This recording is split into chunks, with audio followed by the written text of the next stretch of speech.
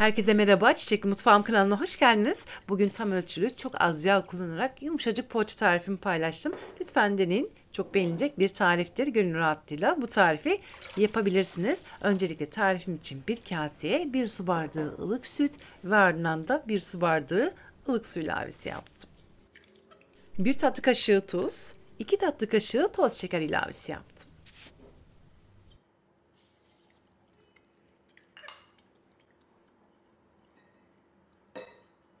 Yarım su bardağı ayçiçek yağı ve ardından da 2 yemek kaşığı dolusu kadar da tereyağı ilavesi yaptım. Tereyağı mutlaka oda sıcaklığında olsun. Bu önemlidir.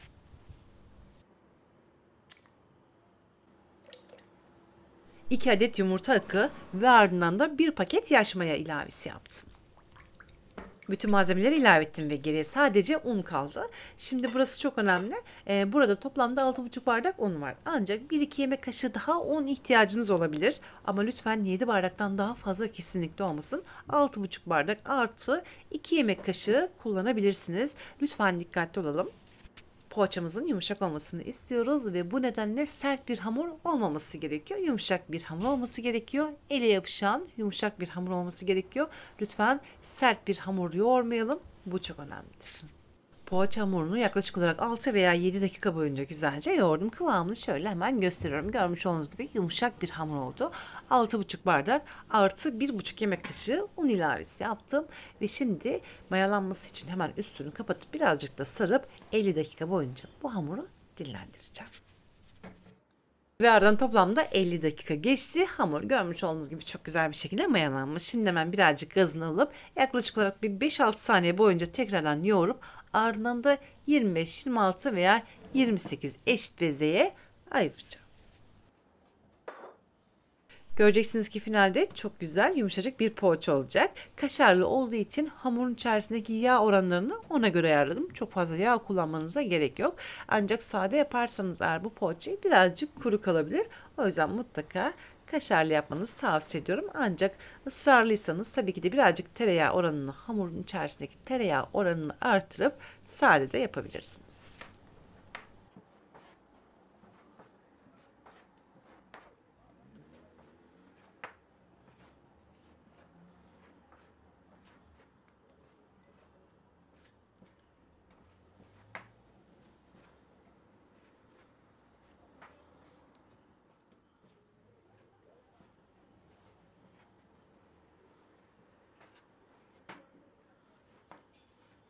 Ve bezeleri hızlı bir şekilde hazırladım, yuvarladım. 28 eşit bezeye ayırdım. Üstünü kapatıp bir 5 dakika boyunca dinlendireceğim. Ardından da ilk yapmış olduğum bezeden başlayarak hemen içlerini doldurmaya başlayacağım. Yaklaşık olarak 10 dakika geçti. Hamur çok güzel bir şekilde dinlendi. Üstünü de örttüm ki kurumasın diye. Burası çok önemli. Ve kaşarları da hazırladım. Şimdi hemen içlerini doldurmaya hızlı bir şekilde başlıyorum. Bu arada gerçekten de çok kolay olacak. Çok lezzetli bir tarif. O yüzden gönül rahatlığıyla deneyebilirsiniz. Hamur çok güzel bir hamur. Sizi asla zorlamayacak ve de asla pişman olmayacaksınız. Gönül rahatlığıyla bu tarifimi yapabilirsiniz.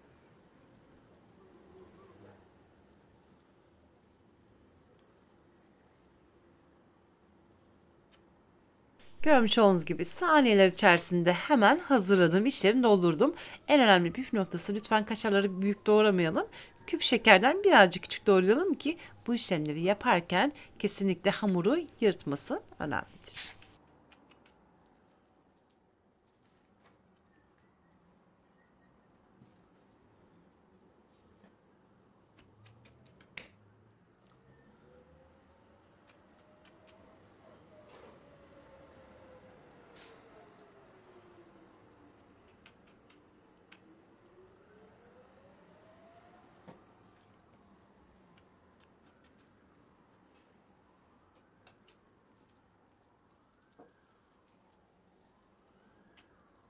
Yaptıklarımı şu anda hemen tepsiye diziyorum. Yine tepsinin üstünü örterek yaklaşık olarak 20 dakika boyunca ortam sıcaklığında tepsi mayasının gelmesini bekleyeceğim.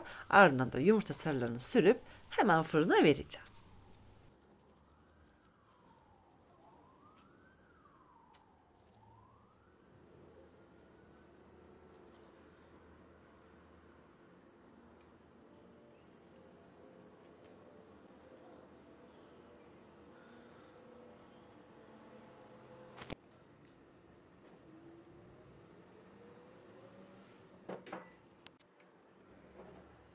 Ve aradan toplamda 20 dakika geçti ve şimdi ben üzerindeki bezi aldım. Görmüş olduğunuz gibi çok güzel bir şekilde mayalanmış. Bu arada şu anda fırını açtım.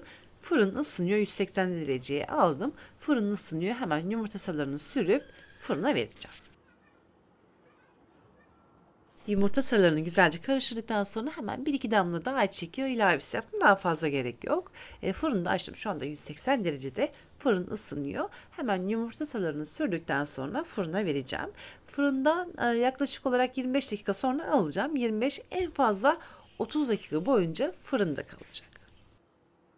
Poğaçalarda genel olarak yapılan hatalardan bir tanesini hemen belirtmek istiyorum.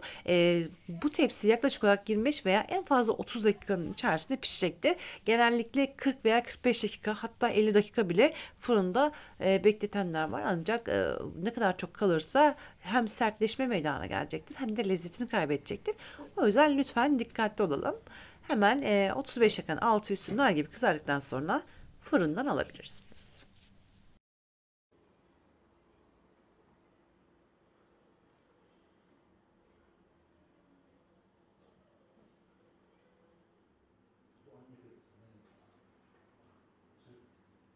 Ve ilk tepsiyi fırından çıkarttım. Görmüş olduğunuz gibi böyle nar gibi kızardı. Fırından çıkarttığım zaman biraz sertti. Bir 10 dakika sonra yumuşacık olacaktır. Vermiş olduğum ölçüler tam ölçülerdir. Gönül rahatlığıyla deneyebilirsiniz. Ben yine her zaman olduğu gibi açıklamalar kısmına bu malzemelerin bütün detaylarını tek tek yazacağım.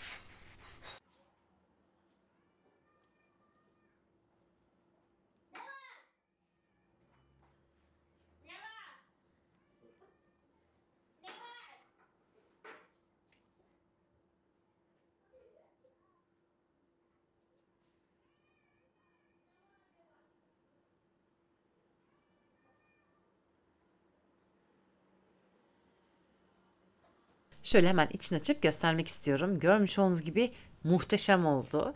Gönül rahatlığıyla bu tarifimi deneyebilirsiniz. Vermiş olduğum ölçüler tam ölçülerdir. Benim yıllardan beri yapmış olduğum ölçülerden bir tanesidir.